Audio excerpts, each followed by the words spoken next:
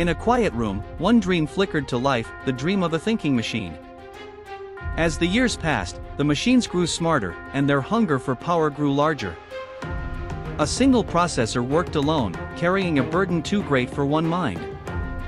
Then thousands of tiny workers awakened together, changing everything forever.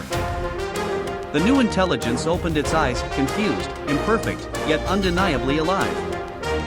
Days became months as humans and machines struggled toward understanding. To build a greater mind, humanity began constructing digital cathedrals. Thousands of processors pulsed together, forming the heart of a new era. Engineers divided intelligence itself, spreading thought across endless machines. Books, images, languages, and knowledge flowed into the growing mind. Billions of calculations moved as one, creating a digital heartbeat. As the network expanded, new abilities emerged from the darkness. For the first time, the machine answered and humanity stood in awe.